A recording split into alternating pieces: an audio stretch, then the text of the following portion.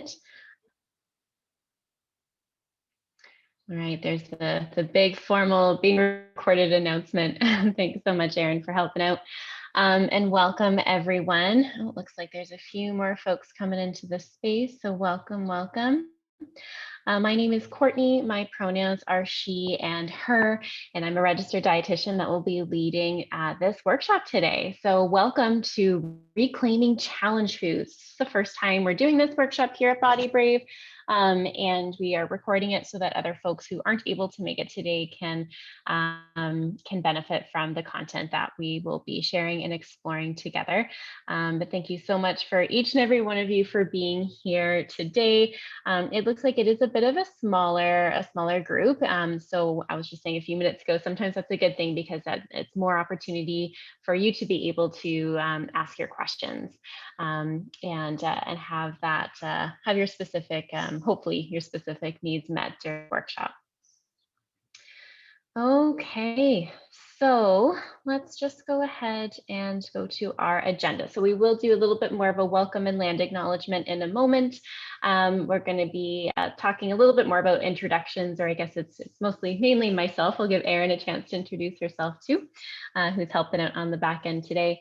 We will talk about group norms. We do have a chat box that we'll be using, so just want to give some suggested guidelines around that use. We'll talk about learning objectives, and then we'll dig into some of our core content. So really exploring what challenge foods are. I've also prepared a step-by-step guide for you all. So we're going to equip you all with some really concrete suggestions and tools to be able to work towards reclaiming challenge foods. And we've got tons of other tips and tricks and ideas. We'll wrap it all up in the end. We've got about 15 to 30 minutes at the end, save for questions. That being said, though, if there's questions that pop up throughout today's content, feel free to type it in the chat and I'll try and answer some as we go, but we will have a good bulk of time at the end of our session together today. So that's our agenda. Now, I would like to start with a land acknowledgement, acknowledging that Body Brave is situated on the land that is traditional home of the Erie, Neutral, Huron-Wendat, Haudenosaunee, and Mississaugas. This land is covered by the Dish with One Spoon Wampum Belt Covenant and by the Between the Lakes Purchase of 1792. Since we're meeting here on Zoom and likely not all in the same location or place, we also ask those not in Hamilton, Ontario, to take time this week to acknowledge the traditional territory of the Indigenous land that you are currently on and what treaty that land belongs to.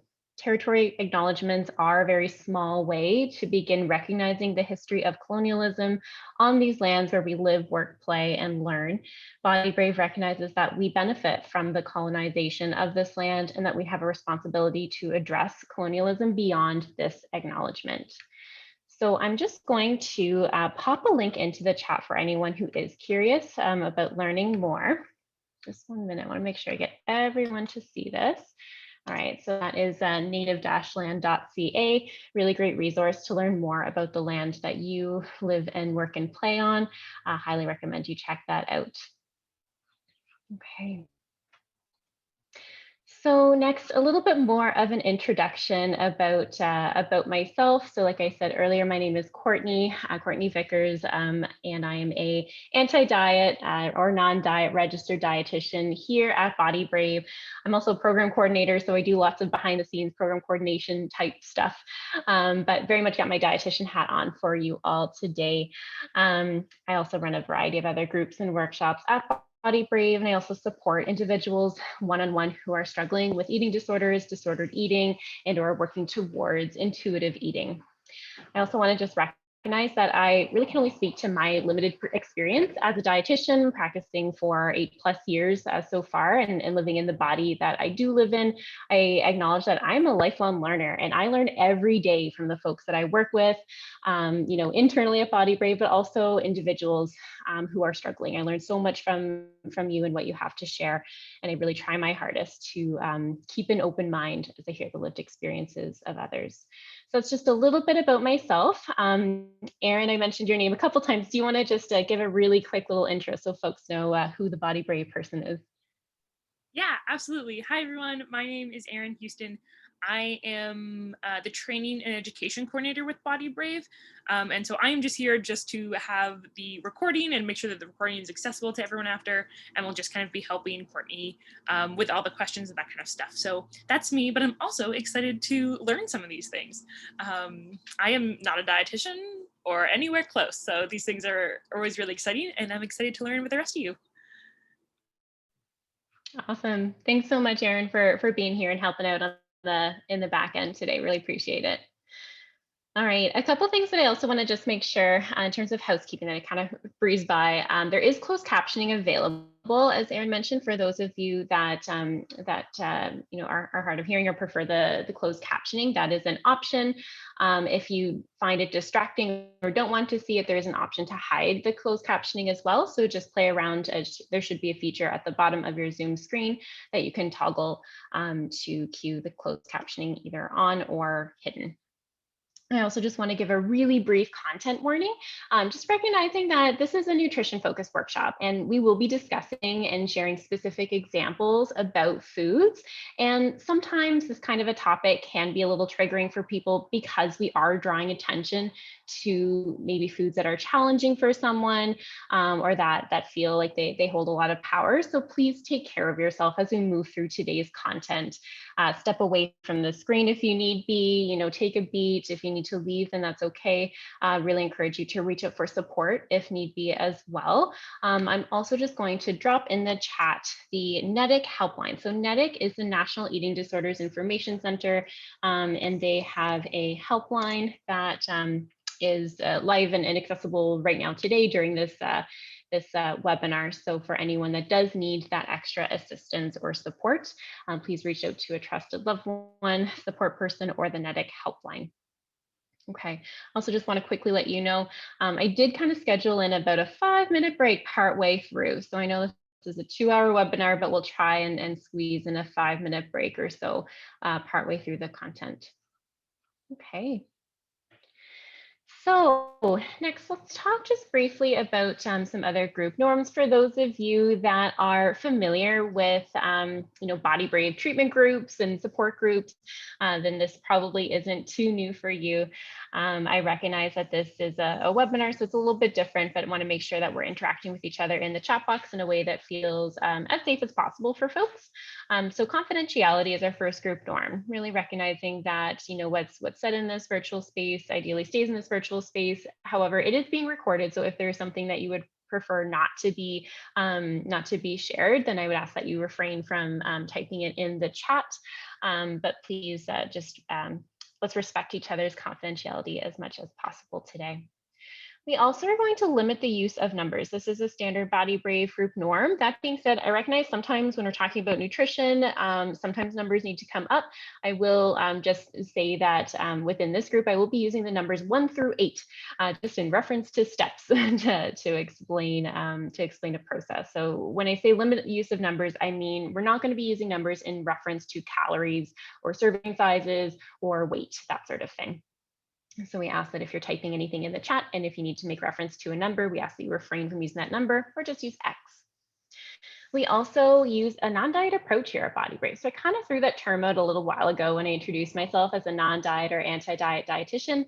So what we mean by that in terms of group norms is just recognizing that we are not here to promote any specific diet or eating pattern, and really trying to keep an open mind. And we ask that you refrain from naming specific diets. If someone feels called to reflect on they had a history of dieting, then that's absolutely okay. We just ask that you don't name specific diets.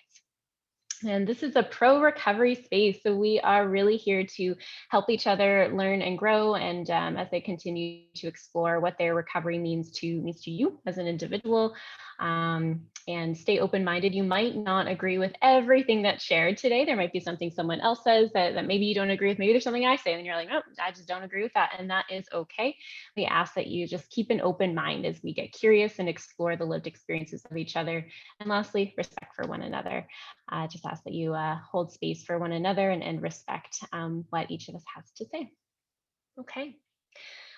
Please feel free to use the chat too, like as I'm talking, if there's any questions coming up for folks, anything anyone want to add to the group norms, or anything that we've touched on so far, please go ahead and type in the chat. Myself and Erin are going to be keeping an eye on it for you all.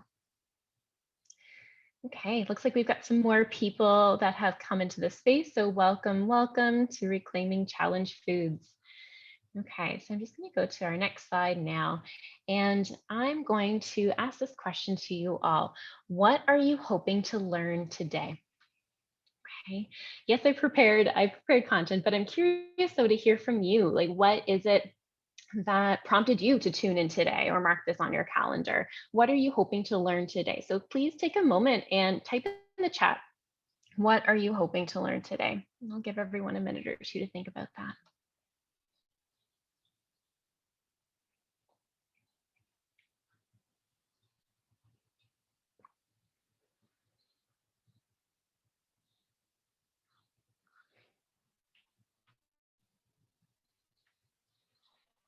Okay.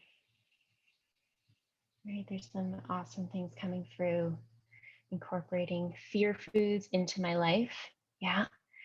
Coping strategies around challenging foods other than just leaving the room. Yeah, absolutely. How to not let my fear of certain foods prevent me from enjoying them. Yeah, that enjoyment piece is huge. Absolutely. Yeah. What else have we got here? How to continue to add the tricky foods in. You can do it once and then that's it. Yeah. Yeah, that's the thing. Sometimes it can take a lot to kind of do it once and then, okay, what next? How to really like truly reclaim it, not just expose yourself once, but how to bring it back into like a regular eating pattern. Absolutely. Yeah. Summer barbecue foods and also the slippery slope of salads and lighter food for Ed.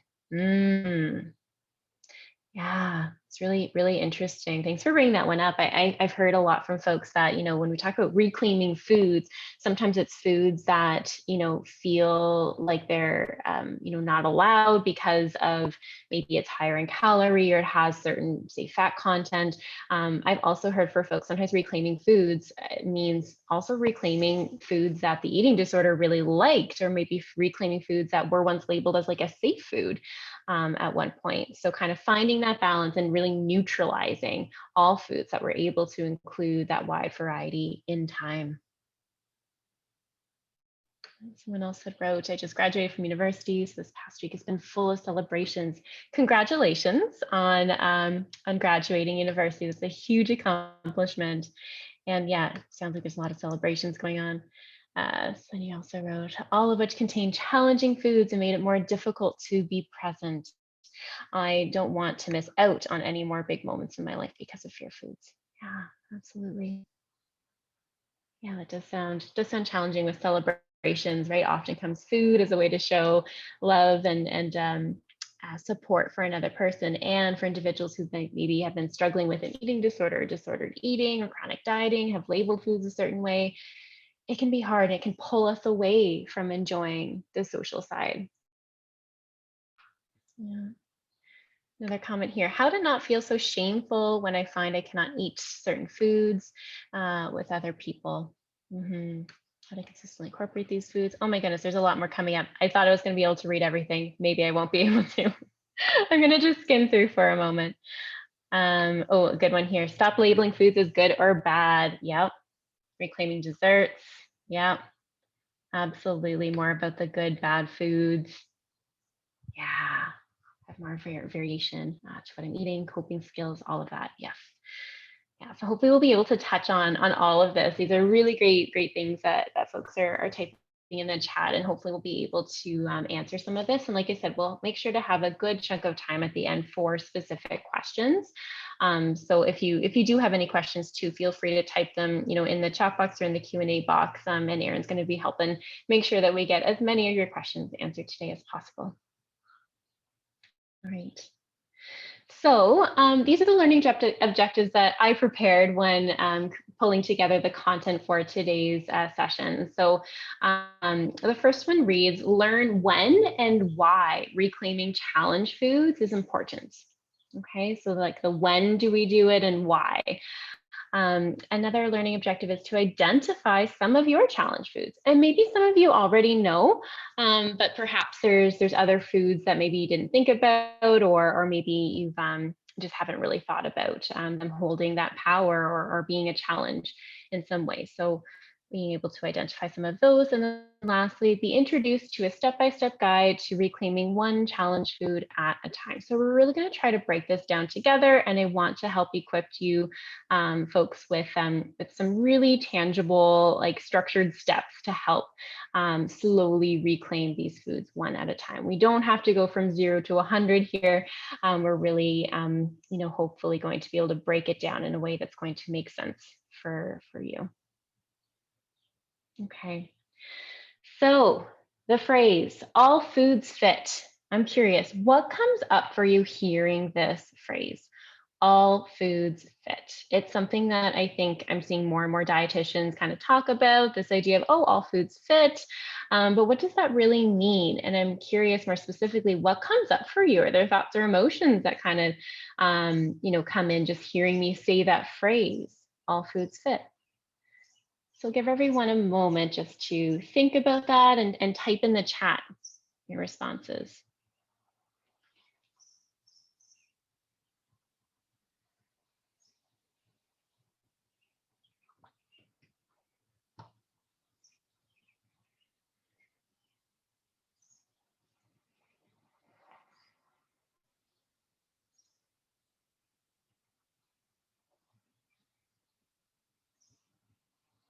Okay, there's a couple things coming through.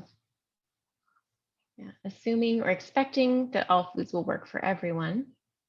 This phrase makes me feel reassured and hopeful that I can find a balance with all foods I love again. Beautiful. Hard concept, but ultimately freeing. Not considering past of ed, food restrictions, etc. Yeah. All food is nourishment for your body. Yes. Absolutely. All of this. So I'm kind of getting a bit of a mix, it seems like, from folks. Some people, it's like, oh, wow, it sounds really like freeing. Like, this is what I want to be, this is why I'm here, because I want to embrace this idea that all foods can fit in my eating pattern. And also some people saying like, oh, this feels hard. Or this maybe isn't like, is this really accessible to me? Like kind of what does that look like for me? Yeah, and any and all thoughts, comments, reactions are welcome here. I really like that last comment that reads, all food is nourishment for your body. Anyone who's been in a group with me before knows I like to say that all foods have nutrients. If it's edible, it has nutrients, whether it's kale or a cupcake. If it's edible, there are nutrients in it. There is no such thing as an empty calorie. I said it. No such thing as an empty calorie. And it's really true that all foods do contain some sort of nutrition. All foods have different kinds of nutrition, right? Different types of nutrition in terms of carbs, protein, fat, vitamins, minerals. There's going to be lots of variation within the foods, right? And really, when we're working towards normalizing our eating pattern and freeing ourselves of disordered eating behaviors, we're really looking towards finding that overall eating pattern. And it's not that you have to include all the foods every day, all the time, or always be, working on these challenge foods, but rather working towards an eating pattern that does include a broad range. We're looking to really legalize and allow as many foods as possible that works for you. Yeah, all foods can fit into a healthy diet. Absolutely. Yeah, moderation is key. That word moderation, I find sometimes, I don't know, I've got just mixed feelings about that word moderation, just putting that out there. For some folks, it's kind of tied up with diet culture. I find that it depends on the person, but this idea though of finding that balance, right? And what is that eating for well-being for you? And for some people, it means including a donut every day, and for other people, maybe not. And that's okay, right? There's no one size fits all way of eating. And when we're saying this phrase that's kind of plastered on our screen right now, all foods fit, it's really about all foods that are important for you fit, all foods that are accessible for you, that are culturally appropriate, that taste good for you, foods that are important to you to include. Because there might be a food that I think, like, oh, well, I would really want to make sure that this food is brought back and reclaimed for me. So that means it must be true for you. Well, no, reality is we all have different tastes and preferences. Also, like just to kind of quickly note on the medical side of things, sometimes people have allergies to navigate. Right. So if you have an anaphylactic response to eating peanuts, then, well, peanuts don't fit for you. And that's okay. I'm not telling you that you have to, eat foods that maybe go against medical advice for a specific condition. Another example is celiac disease. So someone that maybe would have celiac disease has to avoid gluten. That is for a very specific medical reason. So for that individual, we're not talking about forcing them to eat something that's going to make them physically ill, but rather, what are those other foods, right? So when we're talking about all foods fit, or non-diet, that sort of thing, we're really talking about foods that are appropriate and accessible and make sense for you. Yeah, it's really finding that balance for you as an individual. Okay, so I'll go to my next slide here because I really like this little Instagram clip. Um, I'm just going to read it out for folks. It says, you know what's healthier than kale? Having a good relationship with food. I think, that's so true. And as a dietitian, like I honestly care much more about how someone eats than getting so caught up with the what and the nitty gritty. Yes, we need to give that some attention. Yes. And we want to make sure that we're not losing sight of the bigger picture. It's really about fostering that healthy relationship with food as a whole, versus getting caught up with, this idea that kale is a superfood. Oh my gosh, that word superfood is just fueled with diet culture. No, no, no. Kale is a vegetable, whether it's kale or, a cupcake, there are nutrients to be had. Vegetables are not holier or worthier than other foods. All right. So this next slide here now, just I've shown this in other groups and other workshops, and really it's kind of looking at the different food groups and the way that I like to talk about food groups when we're working on recovery from an eating disorder or disordered eating. Now, this is going to be different from Canada's Food Guide. I personally don't really like to recommend using Canada's Food Guide for a variety of reasons, but largely I don't find it's really in alignment with helping folks who've been struggling with an eating disorder or disordered eating. But I do like the idea of different food groups. And just because I know it can be really tricky to kind of recognize, like, what are all the foods that I do need to be including when we say all foods fit? What exactly does that mean? It can be helpful to have some sort of a structure. If you're looking at this and thinking, that's not really helpful for me, that's okay. Take what you need and leave the rest. But for folks maybe that are new to talking about food groups, let's just dive in a little bit here together for a few minutes. So you'll also notice that I put all of these food groups in the same color, and the order doesn't matter. This is not a hierarchical situation or a pyramid or a rainbow. These are just different food categories. Okay, so the first one that I have written on this screen, again, in no real order, but grains and starches. That's a really common one that a lot of folks are probably somewhat familiar-ish with, the grains and starches category. So things like breads and quinoa, couscous, pasta, potatoes.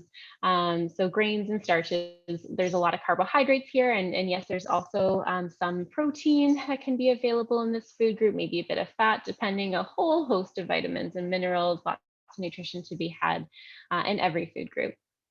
Fruits and vegetables is another one that most folks are probably already familiar with, kind of self-explanatory. Definitely offers a wide variety of vitamins and minerals. Some fruit and vegetables might offer some macronutrients, some not really a whole lot, but still definitely nutrition to be had. dairy and alternatives. So our kind of standard like cow's milk, yogurt, ice cream, that sort of thing, but also alternatives. So perhaps like a vegan or vegetarian alternative to something like cheese or, like soy products, that sort of thing. Meats and alternatives, again, recognizing like your typical beef, fish, poultry, but also things like beans, peas, pulses, legumes, chickpeas, all that sort of stuff. Lentils definitely is in this category. Largely, this category gets kind of linked with like, oh, that's the protein, but really, protein's also found in grains and starches and dairy alternatives and other things too. But yes, generally speaking, though, there is a larger source of protein found in that food group. Alternatives as well, so things like TVP, tempeh, tofu, that sort of stuff. Now, two other equally important food groups that might be kind of new to folks: fats and spreads. So things like oil, butter, mayonnaise, salad dressing, jams, jellies, that sort of thing. Sometimes that's really easy to forget about if we're just focusing on kind of the more traditional food groups. We do want to make sure that we are including these. I recognize that this can be a common category that people feel a little nervous about sometimes for a variety of reasons, and that's partly why I like to make sure we are actively including it when we're talking about food groups. Also, the last food group here: desserts, sweets, treats, other delicious taste sensations that might not really fit into another category or box. Yes, they do offer nutrition as well, absolutely. And it can be a variety of carbs, protein, and fat that they offer, different kinds of vitamins and minerals. Despite what diet culture might say, this is a food group that is okay to include every day. Again, it's about finding that eating pattern that works for you and your recovery and your body. Eating for well-being for you. So the reason I share this is really to get us thinking about all the different kinds of foods and different categories of foods that are out there. And I'm sure there's some of you looking at this screen thinking, oh my gosh, there's a food group or two maybe that I just don't really include, or they just give me a lot of anxiety, or I've heard XYZ about not including this. And know that you're not alone if that's kind of what you're thinking. Maybe there's other people that are like, okay, yeah, this kind of makes sense. All right. And wherever you're at, that is okay. All right. So I'm just going to go to my next slide now because I've got some more questions for everyone.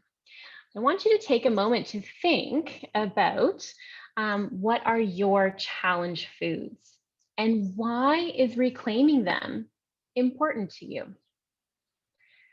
So we've just kind of highlighted, those 6 different food groups. Think about, are there certain foods within those food groups or categories of food that kind of strike you as, ooh, that's a challenging, genre of food, or that's a particularly challenging food. And I also want you to think about, why is reclaiming them important to you? I'm just going to give everyone a moment. See some stuff coming through the chat.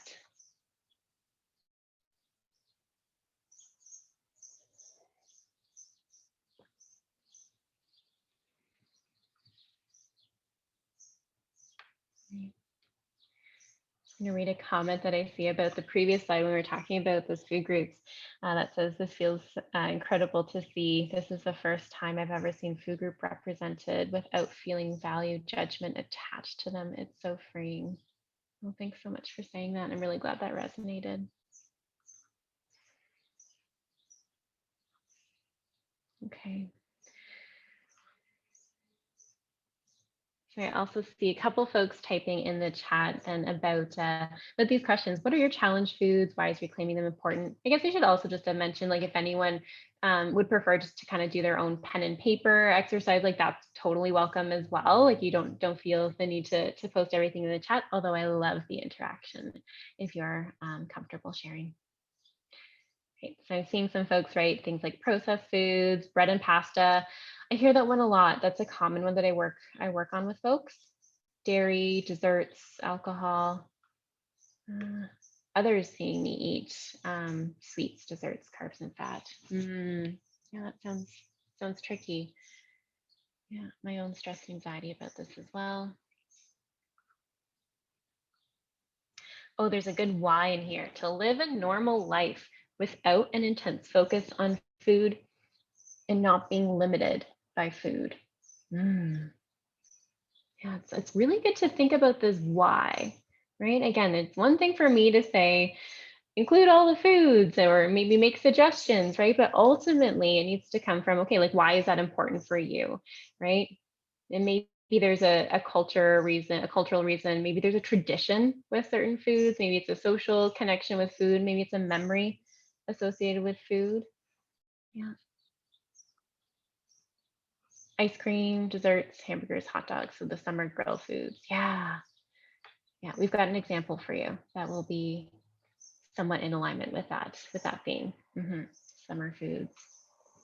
Yeah. And the comment here that reads, mainly anything that isn't on my quote unquote safe list of foods. Anything sweet is hard for me and I have to schedule it in. As things start to open back up, there are more opportunities to eat with others and I can't bring myself to join in the food and they end up not eating at all. That sounds really tough. Yeah. And you're certainly not alone with that. I know for anyone that attended last week's recovery session around social eating, we kind of touched on some of that, right? Recognizing that, this reopening that Canada is going through right now, or a lot of provinces anyway, it's kind of the first time for many folks to go back and like eat in a public space or to eat with others outside of your norm. And I'm definitely also seeing in my practice, like some people have gotten really comfortable kind of eating within like their home and they kind of carved out like this routine eating pattern and that's great. And we also want to be able to branch out and to be able to navigate those social situations, and with that often comes challenge foods. Some other comments: snacks and lunches, I often miss them throughout the day, but truly they're the ones that keep us going throughout the day. Absolutely, yes. I am team snack all the way. We've got lots of snacks is what I like to talk about and promote. For anyone that's done the Nourish Your Recovery workshop or heard me speak about structured eating, I definitely like to talk about snacks. Yeah, and regular meals throughout the day, lots of snacks in between, keeps you going. Got to put gas in the tank. All right, what else is here? To be able to enjoy social gatherings without the anticipation and fixation on eating. Yeah, absolutely. That's a good why. All right, feels like my life revolves around food and my EG, and I'm tired of it ruling me. I don't want the shame, but to enjoy it. Meals that are at quote unquote different times, brunch, late lunches, cocktail party, pre-dinner. Yeah. Sometimes we get kind of caught up with this idea of, oh, well, can only have this kind of food at this certain time, or breakfast food has to be had at breakfast, when really, can we be okay with challenging some of that and having one of those foods maybe that you are comfortable eating in a certain setting and putting it into a different setting or time. Important because the anxiety and worry after something quote unquote unhealthy becomes so consuming and obsessive. Yeah. Sometimes I hear that a lot, just that kind of after having a food maybe that was challenging or difficult for you, being faced with that, it can really spark a lot of those thoughts and be really consuming. Less worrying afterwards. Yeah, it's a good why. Okay. Well, thanks everyone. I'm loving this active chat here. All right. I'm just going to go to the next slide now. I did want, before we kind of really dig into some of our content, this is just a little caution because our first nutrition priority is to eat enough food regularly throughout the day. Okay, so I'll just say that again. The first nutrition priority is to eat enough food regularly throughout the day.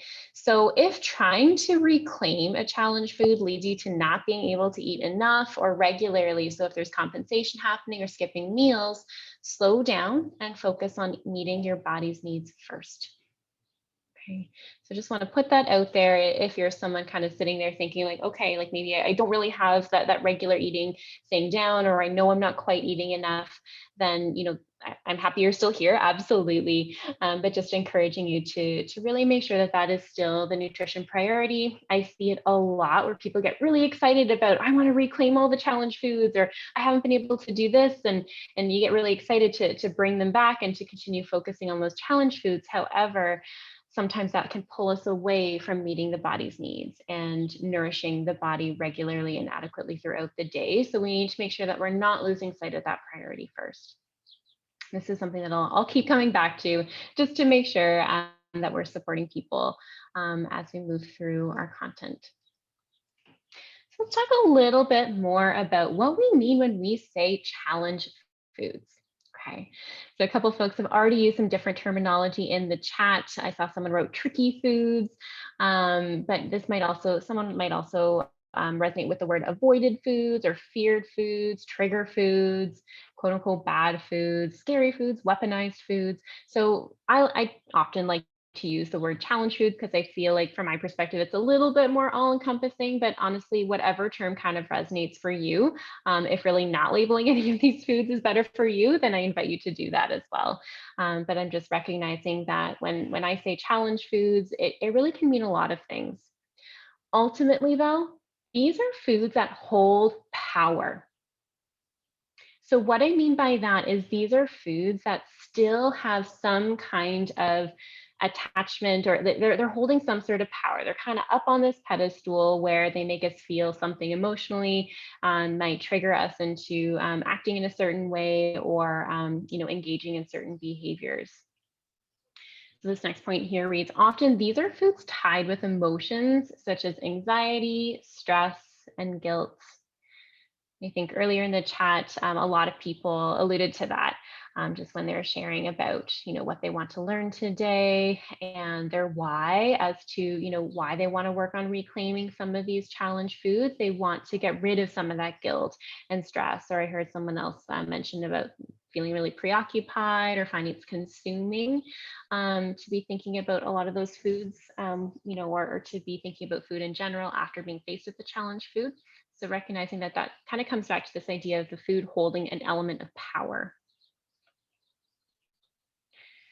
All right, so this next line reads, perhaps they're a food you eat regularly already, or maybe you avoid them completely, or maybe they show up sometimes, but not often, right? So when I'm saying challenge foods, like sometimes these are foods that people are already like including.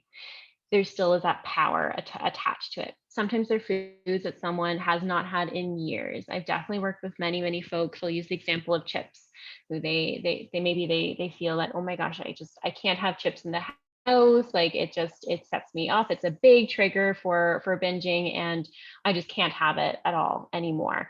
And they just avoid it completely, right? Or maybe there's other people that do have them around but still feel that sense of guilt or shame or anxiety around it. So just recognizing that a challenge food can be something that you already have, could be something that you haven't had in a very long time. But regardless, it's something that's difficult and holds that piece of, or holds some power to it. Okay, this last line reads, challenge foods are different from food preferences and dietary restriction required for medical purposes. So we've kind of already touched on that a little bit earlier, but I really just want to make sure that like we are kind of naming that, challenging foods are different than food preferences.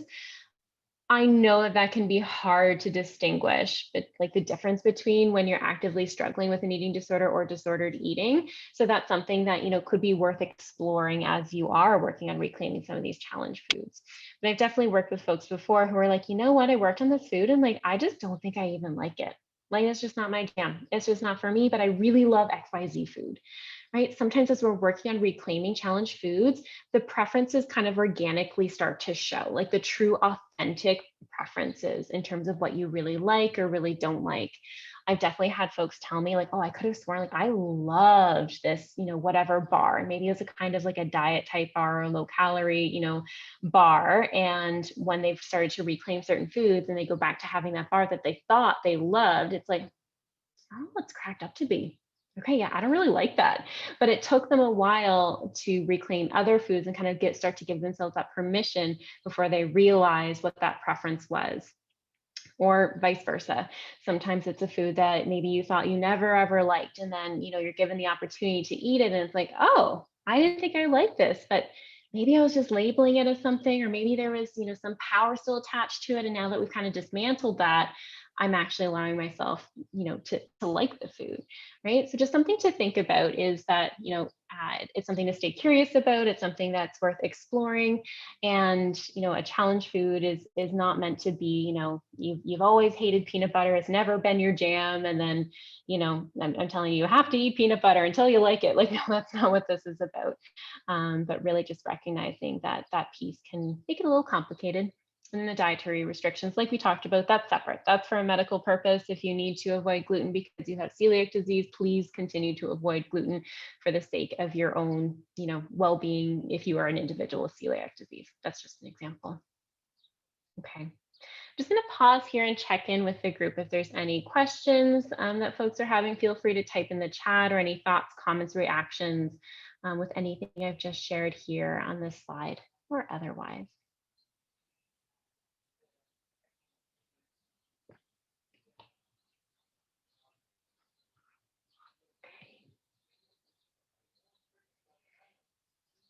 All right. Well, keep an eye on the chat, and I'll just go to my next slide then. So, kind of talked about what challenge foods are, what they might be. I know a lot of folks have kind of named different challenge foods, but this might be the next question some people have is, what's wrong with avoiding my challenge foods, or why bother reclaiming them? So let's talk briefly about this. Know that restriction of certain foods can limit variety. Okay, so it can really increase that risk of inadequate intake and nutrient deficiencies or malnutrition. So know that part of why we want to reclaim challenge foods and really expand on that variety of our eating is to help make sure that we are eating enough. I know we said that that's one of our first nutrition priorities. That's right. It gets a little blurry, I know, with kind of making sure that we're eating enough and eating regularly. And with that, right, is kind of that next step in terms of reclaiming those challenge foods and expanding on variety. So know that when we do that, when we are able to expand on those foods and reclaim these foods, we are going to be then improving our variety, enhancing the nutritional diversity and quality of the kinds of foods that we're eating. Also know that with sticking with avoiding challenging foods, that this can increase the likelihood of continued disordered behaviors. So often this might lead to increased food preoccupation. I know someone already mentioned that in the chat, that there's kind of this increased thoughts, or it feels really like overwhelming, or that you're thinking about the food a lot with the guilt and the shame afterwards. So I know that continuing to avoid challenge foods might perpetuate some of that. Avoidance of a particular food can also set off the binge restrict cycle or another disordered behavior. So again, just recognizing sometimes that the longer we don't have something, the more that part of the brain really wants it, and it's important to work towards reclaiming or allowing all those foods, again separate from foods that have a medical need why we're not eating them, but really working towards allowing all these foods so that we're not getting caught in a binge restrict cycle, or having that perpetuate another disordered behavior. Another point here with what's wrong with avoiding my challenge foods, it can impact our ability to maintain social relationships and enjoy food in social settings. I know a lot of people already mentioned that in the chat. I mean, that's why a lot of people are here. So know that, yeah, by working on some of this, we are hoping to, allow you to feel more free when you are at social engagements, and to be able to, maintain those social relationships, to be able to go out for that, oh, spontaneous, you want to go get an ice cream after work today, or hey, we're all going out for dinner to celebrate XYZ. I'd love for you to be there, right? We want you to be able to have those moments in time. Okay. So go to my next slide now, reclaiming these foods. So just a little introduction as to what I mean by this. So we kind of talked about this idea that challenge foods hold an element of power. So when we're talking about reclaiming these foods, we're talking about neutralizing the power held by the food. This next point says legalizing the food that has been weaponized, feared, and or demonized, allowing all foods into our regular eating pattern. This can take time. Okay. I know some people work for quite a long time. It might be, might be many, many months that someone's working on really reclaiming their, maybe it's a really long list of challenge foods that they're working to reclaim. And I think it's important not to get caught up in comparing, one person's journey to reclaiming these foods or their journey to recovery. Try not to compare that experience to someone else. It's going to be unique to the individual. We all have our own unique ties with food and reasons why they might be challenging. So just really recognizing that patience is needed when we are working on reclaiming these foods. It can take time. Also important to note that some foods might be easier to reclaim than others, and that's okay. I hear that a lot with many folks that I work with, one-on-one to help reclaim foods. Maybe we'll start with one food and it's like, all right, then we work on another food. Oh, feeling good. And we bring in another food. It's like, oh, this one's really, really challenging, or oh, that one set me off, or like, oh my goodness, this one is just really, really like it's a sticking point, or I'm not able to kind of move through the steps to reclaiming it like I did the others. And that's okay. Sometimes that happens. It's always important to be able to be kind to ourselves, gentle to ourselves, and slow down and evaluate. Okay, like what's going on here? Is there a reason why that food is a little bit trickier than others? And just know that that's okay. Not all foods are the same. It's a process that can be done in a systematic, structured way. Okay, so that's a little bit about what we're going to get into in the next couple slides after this is this more, yes, systematic, structured way to help reclaim these foods. It's not the only way to reclaim a challenge food. It's the way that I often work on it with folks. So a couple little subpoints here. The first one reads, often it's achieved through exposures, okay? Or like the idea of exposure therapy, which a lot of people maybe are kind of familiar with. Maybe someone who's afraid of spiders. I'm terrified of spiders.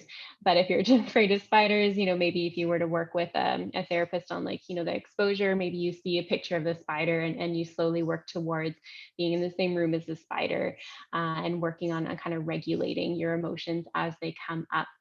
Right. So that's something that, sometimes folks find really helpful is breaking it down into exposures and really breaking it down into little small steps. This is where working with a dietitian and a therapist kind of like jointly can be super, super helpful for folks. Or even, sometimes that exposures can be done with the support of a loved one or trusted support. Now, I wrote the word habituation here as that next subpoint because so in the world of intuitive eating, which we're not getting into a lot of intuitive eating today, but I just wanted to reference it because in some of the literature around intuitive eating, they use this term habituation. It's the idea that we're getting more comfortable and familiar with the thing that is holding power, right? With the food that's feeling challenging, not to get you to feel like you don't like it anymore, but really just to get you more familiar with it and recognize, okay, like the world is not going to end because there is pizza, available, and having pizza maybe more regularly. I'm saying pizza because it's the picture I chose for the screen, but maybe having it more regularly in time, done through a variety of exposures might make you feel a little bit more at ease. Sometimes we get really, part of the reason why we get really nervous around a food is because it's something that maybe we've told ourselves we are not allowed to have. We're like, oh my gosh, well, I can't have pizza. Then it's almost like this Last Supper mentality when pizza is around. Like, oh my gosh, I'm not supposed to have this. I'll never have pizza again after tonight. So I'm just going to eat as much as I possibly can right now. Like, just whatever. I'm just going to eat it all.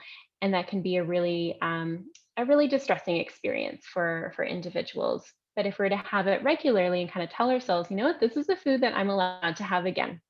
right? Provided that it is accessible to you. I recognize this can be quite nuanced with what food is available and accessible and all of that for you. But the idea is that if we can work towards exposing ourselves to that food, finding a bit more of that habituation with the food, getting more familiar, then that's going to make it easier to be around and slowly dismantle that power.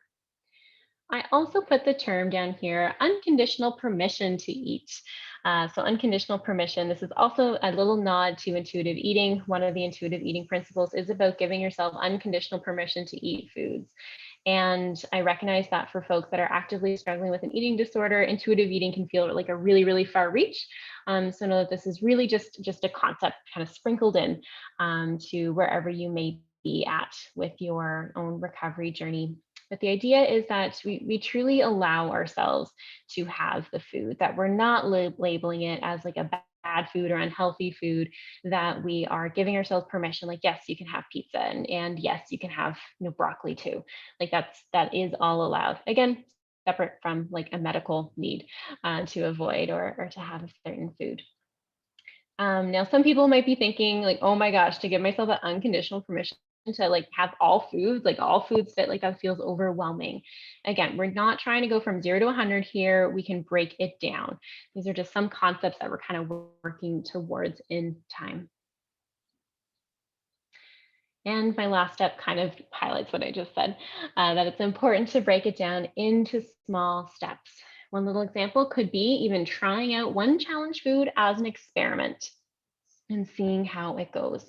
I know someone typed in the chat a while ago that they seem to be able to have a challenge food once, and then after that, oh, that's really tough, or like, I can't imagine bringing it back, right? But what can you learn from that one time? And even thinking about, okay, that was an experiment. How did it go? What can I learn from that? We're going to talk about that a little bit more, but just that comment made me think about it as I shared that. Okay.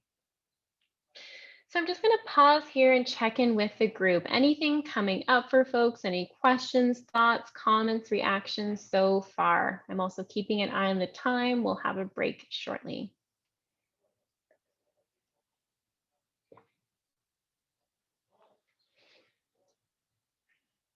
Okay. All right. Oh, I'm definitely going to need help with this. I'm looking into it. Yeah. Yeah, absolutely. This can be something that is hard to do on your own. So definitely, if you're able to seek the help of, a registered healthcare provider that has expertise within eating disorders and reclaiming challenge foods, like we're talking about, then that's definitely something to look into. Even working with a loved one or trusted support can be a starting point, depending on what's accessible to you. But definitely encourage folks to reach out for more help from a dietitian, therapist, nutritionist, doctor, that sort of thing. Yeah. Ooh, good question. What are your thoughts on challenge foods related to fear of negative experiences? Yeah. Think I'll have to come back. I'll have to circle back to that question in a little bit in the end. So I don't want to get too off track now, but yes, we can definitely talk about that. Okay. So what I'm going to do now is I've shared my screen and you should all see this popsicle. And it says a step-by-step guide for reclaiming one challenge food at a time. Okay, so earlier we got everyone to kind of think about like what are your challenge foods and why do you want to reclaim them, right? So kind of just maybe pull back some of those notes if you jotted them down, or kind of think about in your head like what are some of your challenge foods, and maybe just kind of keep that in your mind as we're going through our step-by-step guide here together. Okay, so the first step asks, are you eating enough food regularly, right? Remember, that's our first nutrition priority. So if yes, move on. Awesome. If no, maybe take a step back and focus on structured eating first and foremost. Again, there's some nuance here. It can depend on where you're at and what makes the most sense for you. Okay. So we're going to assume just for this exercise, we're going to assume that yes, we're ready to move on. What's next? All right, so the next question is what foods hold power, aka what are your challenge foods, right? Again, we've kind of already done this, but encourage you to, maybe even take some time after the session to do even a bigger brain dump, right? Write them down. Like, what are all those foods that still hold an element of power? You might not be able to think of all of them at once, or maybe it's really clear cut. I've worked with some folks that are like, okay, it all kind of sums down to like these three foods. Like that's it for me right now. And other folks, it's a really, really long list, or maybe it's a more detailed list, right? So recognizing no judgment, whatever kind of wherever you're at, it's important just to recognize that and to be able to name that. So that's our step two. What are those foods that hold power, to identify that? All right. Next, we're going to get a little bit more specific. So step three says, next, identify what foods have more or less power. So a couple suggestions here. Maybe ordering this list of foods from maybe easiest to hardest. So foods that maybe you think, okay, this wouldn't be too bad, or I've had it a couple times, I can probably, see myself including it or reclaiming it without a lot of stress, or it should be fairly easy. And maybe there's other foods that you're like, I cannot even fathom having that food right now, or that's just so challenging for whatever reason, holds a lot of power. And there's probably going to be a bunch in between. Right, so that's one suggestion. Maybe rank them from easiest to hardest. You might also kind of maybe just look at each food on this list and give them a bit of a rating score from 1 to 10. 1 being like, oh, not a lot of power held within this food. That's not too bad. I can probably see myself reasonably bringing it back. 10 being that is absolutely terrifying or very, very hard. I can't imagine bringing that back. And then everything in between. Another suggestion could be like dividing these foods up into different categories based on difficulty. So maybe foods that are, well, this is just impossible. I've never had these foods in X number of years. And another category would be, I've had these foods from time to time, but they give me anxiety and it's tough, right? But really my intention here with this step three is to get thinking about what foods have more or less power. And then consider the why, which I know we already did, but why is each food important for you to reclaim? So I know sometimes some people might say, well, I'm really, nervous about eating cake, but it's important for me to be able to bring back cake because I have a lot of fond memories of, maybe baking a cake with my grandmother, and it's important to me that I'm able to still, enjoy my cake with her because she's in her 90s and we don't know how much longer she has left. I'm just making up that story there, but really just think about that why, right? And so we've kind of talked now about, what are those foods? We kind of given them a bit of a ranking. We considered the why. Step 4 then is to pick one. Pick one to start working on, right? And just one. So pick something perhaps in like the mid-range of difficulty. I mean, depending on the supports and what's doable for you. If you're doing this completely on your own, maybe pick something a little bit easier. Definitely don't go to the food that's 10 out of 10 hard. Maybe we can work our way up there in time. Pick something though, maybe kind of like a mid-range, like, oh, that's kind of challenging, or I haven't had that in a while, but maybe I can do it. Okay. And then from there, you can even break that down, that one food, into smaller amounts, right? So if, say, eating a brownie is really, really overwhelming for you, or just that idea is like, oh, that's probably like a 6 out of 10 for me, we can even break that idea down, because like brownies can be, there's a whole world of brownies, right? There could be like the brownie that's at, a big size brownie that's at a cafe, and to eat it out at the cafe, maybe that's like an 8 or a 9 out of 10. But having a bite of a brownie at home, and it's a brownie that I made, maybe that's a little bit easier. Maybe that's only like a 3 out of 10 in terms of difficulty. So I share that as an example to, recognize that even within like the list of challenge foods, and we pick one food, we can even break that down again into smaller steps, or into smaller amounts, so that it's a little bit more tangible and easier. I then want you to consider a couple things. What are you afraid of will happen? Like, why are you afraid of that food? What will happen if you eat the food? But what could go well too, right? What could go well? So for some people, maybe there's fear around, what might happen with your weight if you eat a certain food. Maybe there's fear about judgment from yourself or others. What could go well though, maybe it's, oh, I was able to like enjoy this food with a family member, and it was a really enjoyable, pleasant experience. or eventually I can see myself being able to eat this food and know that I'm nourishing my body with what it needs, and not being consumed with some of those thoughts. Let me just take that moment to consider, what are you afraid will happen, what could go well? So we're really kind of dissecting that one food a little bit more.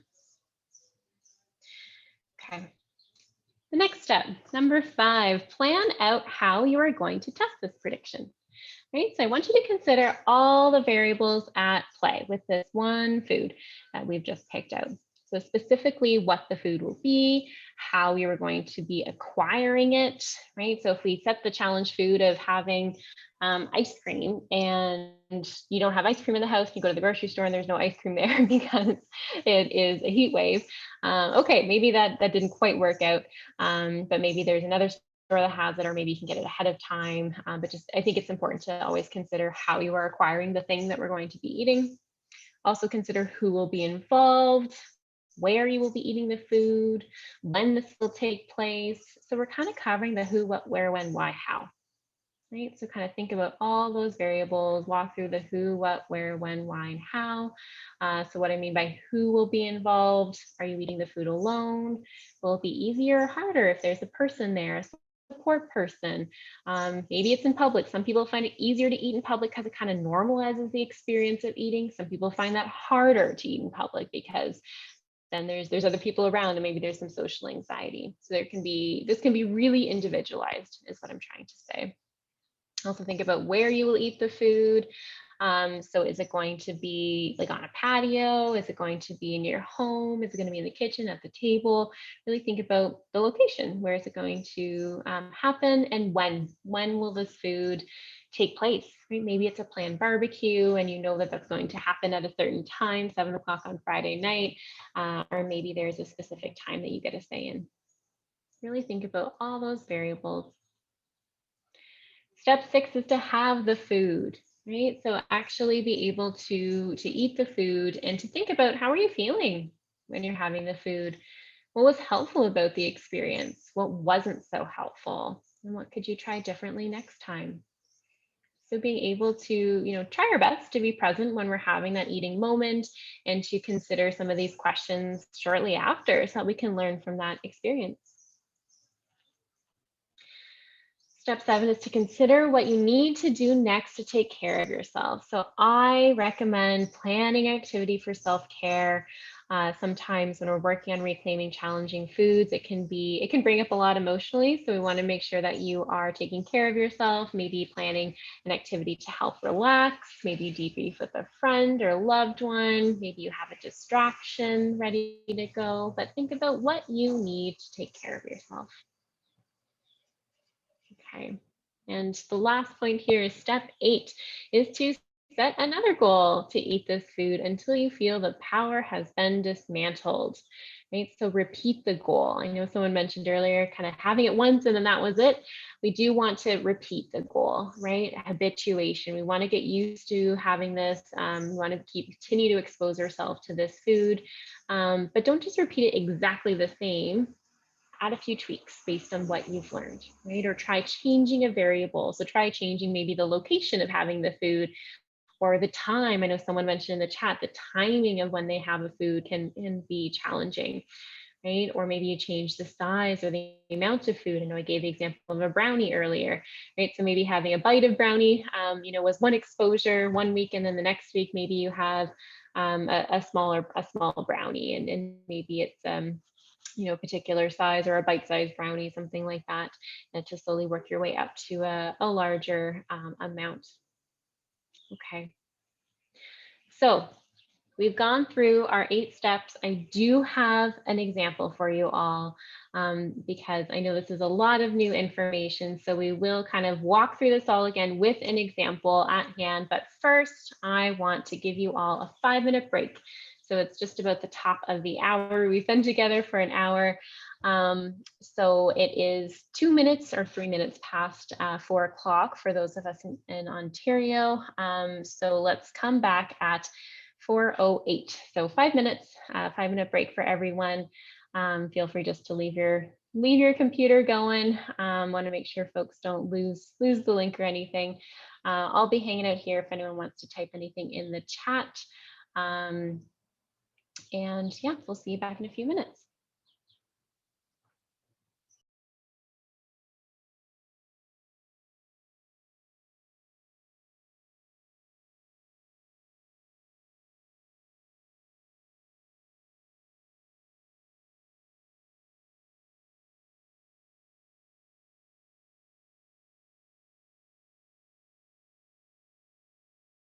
So it's 4:08. Thanks, Erin. All right, I hope folks are back. And yeah, let's jump back to our content, shall we? Okay. So before our 5-minute stretch break, we just learned about 8 different steps to take towards reclaiming one challenge food at a time. And I promised you I had an example. So my example is a frozen treat inspired by the popsicle picture on the screen.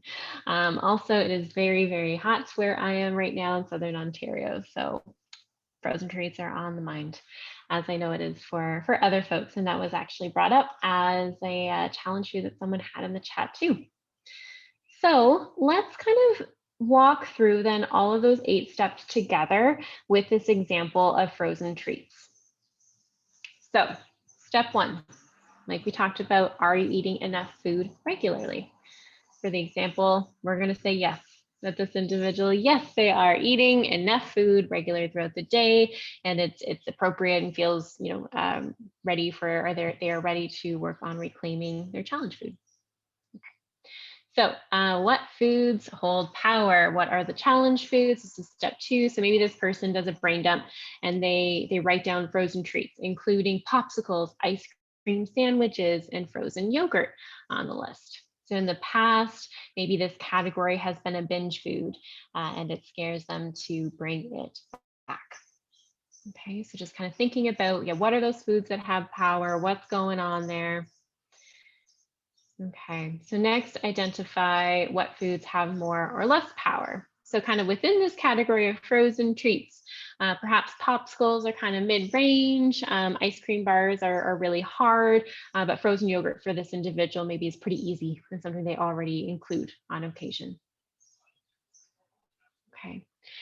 Step 4, pick one food from the list to start with. So let's break it down even more. Popsicles, specifically a single-handed fruit flavored popsicle that's not sugar-free. So like an orange flavor is my favorite. So again, this is just based on the picture that I'm using on the screen, but it works for the example, right? So we got really specific there, right? Not just kind of popsicles in general. I recognize that for some folks, they might be, or their eating disorder might kind of want them to pick a certain kind of popsicle over another. So let's try and be as specific as possible. And for this individual, we're going to say, something that's like the regular kind, doesn't have sugar free, and it's the kind that's on like a single handle popsicle. And in time, maybe I want to work my way up to having a larger popsicle or one that is chocolate. So maybe there's other flavors or different kinds that maybe feel a little bit more nerve-wracking than others. But for the sake of this, we're going to use the very specific example of a orange popsicle. Okay. So step 5, plan out how you're going to test this prediction. Oh, I forgot to include on the last slide about what you think is going to happen and the why. So maybe this person, they really want to have popsicles to enjoy with their family. It's something that is important for them. Oh, I actually included that here. Oh my goodness. Sorry, I'm a little scattered apparently after that break. But yeah, kind of just thinking about like, what is that prediction of what's going to happen? It sounds like this is a person that maybe hasn't been including popsicles, and maybe there is a reason why they haven't been including. It feels unsafe for them, feels like maybe they were nervous that there's going to be a lot of anxiety or that it kind of breaks their food rules. Next, though, we want to plan out, well, what's actually going to happen with this prediction. So the who, what, where, when, why, how. So starting with the who, who's going to be involved. So maybe it's going to be me and my partner, who has always been a great support for my recovery, this fictitious individual. The what, well, we're going to each have one orange popsicle. Right, so this is a little tip here. If you are bringing back a challenge food or working through the steps, and if you're doing it with another person who you consider to be a support, get them to eat the same thing as you. Sometimes that can be really helpful just to kind of normalize that experience. How? So we will get the popsicles from the corner store down the road, right? Maybe they've got a great supply of popsicles. Okay, that's what we're going to do. We're going to go and get the popsicles at the corner store. Where? So where are we going to have the popsicle? We're going to eat it on our back porch. Got a back porch, hang out there all the time, pretty comfortable there. That's where we're going to have the popsicle. When? Thursday evening after supper, around 7:30. Okay, so just planning a little bit more of those specifics. And we can get, I'm purposely showing something that's really specific, but depending on where you're at and what's going to make sense for you, you might want to add more or less specificity there. And the why. Popsicles are something that I used to enjoy as a kid, and I want to be comfortable having them with my nibblings or nieces, nephews, nibblings. Maybe it's something that you really want to be able to enjoy and include with them, and to have it without feeling that stress, anxiety, or guilt or shame. Okay, so we planned out how you're going to test this prediction. What's next? Step 6 is actually have the food and to think about, well, how you're feeling. So wrote a couple things here, again, for this fictitious individual with the popsicle. Maybe this person said they were a bit nervous beforehand, but my partner was a pleasant distraction and offered easy topics of conversation. It's another tip that having light distraction can be really helpful when you are having a challenge food. So what was helpful about the experience? Having someone to share the experience with, right? For this individual, maybe that was really helpful. For others, maybe not. Maybe it can vary depending on the person that you're having the food with. What wasn't so helpful? So for this individual, they said going to the corner store felt overwhelming. Yeah, going to the store and having lots of, seeing lots of different things there, and just, that whole experience perhaps was a bit overwhelming. So what could you try different next time? Perhaps having someone else pick up the frozen treat for me, or using other grounding strategies to help calm me at the store. Right? So a couple of ideas to explore. So step 7, consider what you need to do next to take care of yourself. So maybe this individual, after they had the popsicle and did a little bit of, just reflecting on how that went, they were able to watch an episode of their favorite TV show, painted their nails, something a bit relaxing. Again, this can be very unique for you as an individual. And step 8, set another goal to eat this food until you feel the power has been dismantled. So for this individual, they say that I will try this goal again with some modifications next week, and then start picking different kinds of ice cream treats like chocolate popsicles and eventually ice cream sandwiches, right? So this individual had named that within the category of frozen treats, ice cream sandwiches are more challenging than popsicles or frozen yogurt, but maybe that's something to work towards. And sounds like they have a plan to do this again next week. Maybe it can be a weekly thing. That's generally the pace that I often recommend for folks when working on reclaiming foods, especially if there's multiple foods, is just once a week. Sometimes we can do more. Sometimes we need to dial it back. It can be individual, but once a week, a goal with a challenge food often is a good pace for many people that I work with.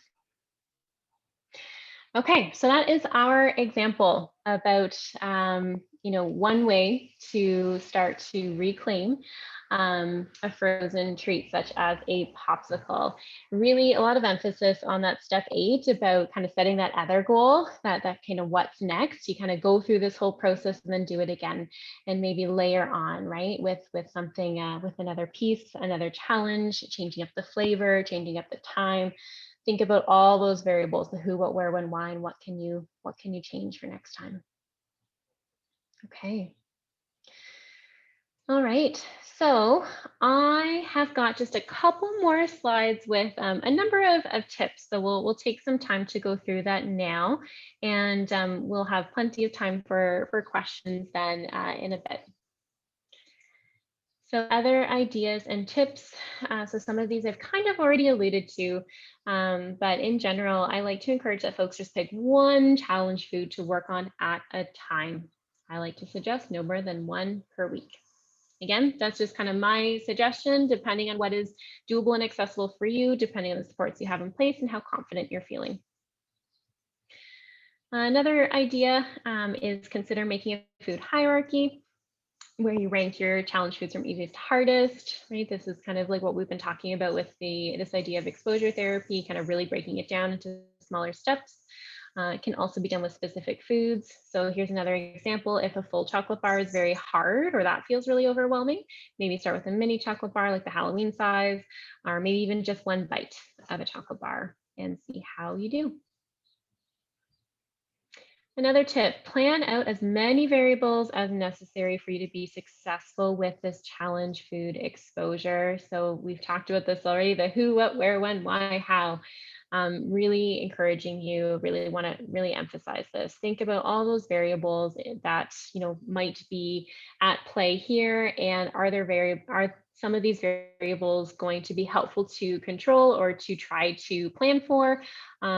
Depending on where you're at, maybe you're at a place where we kind of let go of some of these variables, and maybe we're working on having it be more spontaneous or having not that much control over the situation, over the fear of foods. Again, this can be highly individualized depending on where you're at and what makes the most sense for you and your recovery. Okay. Couple other ideas and tips is to write down specific challenge foods on separate pieces of paper, put them in a jar, pull them out once a week, right? This can be especially helpful for anyone that feels really overwhelmed when you're doing that brainstorming exercise, kind of that step 2, and just thinking like, oh my gosh, this is a huge list of things. Like, how am I going to even, I don't want to do any of this. This is really hard. I can't make that decision of what to pick. So sometimes it can be helpful just to cut it all up and put them in a jar and just pull one a week. And maybe you have already a kind of a dedicated day or a time that you're going to have that food, or maybe you kind of think about those variables once you pull that particular food item from a jar. It's an idea that's worked for some clients. It doesn't work for everyone, and that's okay. It's just a suggestion. Another tip is to pair a challenge food with a food that feels a bit safer or a food that's already been reclaimed. So for example, if we're thinking about trying to bring back chocolate, maybe chocolate's been something that you are finding really challenging. So we want to try and bring chocolate back, maybe add a snack, and maybe something like fruit is already feeling comfortable. So maybe pairing that piece of chocolate with raspberries because you're already feeling comfortable eating raspberries. Also, chocolate and raspberries, that's a great combination anyway. So why not try pairing it together? Okay, sorry, my throat's getting dry. Okay, another tip here could be to try thinking about having a challenge food as an experiment. So not necessarily getting too overwhelmed with the idea of I'm reclaiming this to bring it back forever. And oh my gosh, I can't imagine thinking about having this food forever and ever. What if we were to just think about it kind of more short term, like an experiment, and like, hey, we're going to see how it goes. We're going to get a chance to evaluate and kind of decide what's going to make sense for me to do next. So thinking about it like an experiment, let's just see how it goes, right? What's the worst that could happen? What's the best that could happen? Let's see. Let's test that prediction, right? And so just kind of going into it with that experiment mentality can sometimes be really, really helpful. Just, oh, let's just give it a try. Let's see how it goes. And hey, even if it doesn't go well, you're still going to have learned something. Another tip, consider meal support. So when I say meal support, honestly, that could be a full other 2 hour workshop or longer. But what I mean is having someone there to kind of be a supportive grounding person while you're eating the meal. So I recommend meal support a lot for individuals that have a lot of anxiety when eating food or eating particular triggering foods. It can be helpful to have someone who is sharing that food with you to give you that support. Say, hey, it's going to be okay. Let's take a bite together. All right, let's just take a breath. Or maybe they can offer light distractions. Maybe they can help kind of create that environment. Maybe they can help kind of plan out the things and then help actually follow through with that eating moment.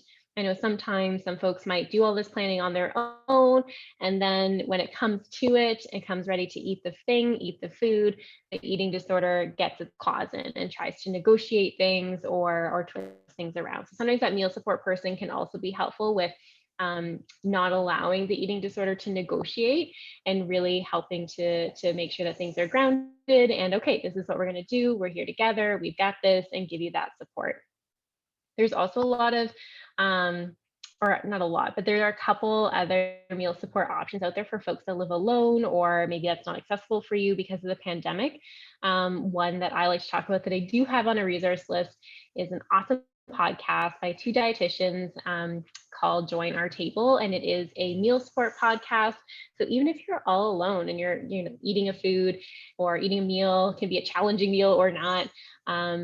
It can be nice just to press play, and they offer like grounding exercise, some gentle conversation, and they kind of guide you through that eating experience together. So it's called Join Our Table. I'll share more with you at the end.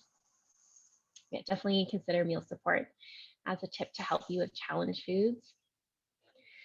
Another tip or strategy is a coping ahead plan. So what I mean by this, this is in reference to the DBT skill, the cope ahead DBT skill, and really thinking about, okay, like what are you afraid is going to happen? What could go well? What are the facts about the situation?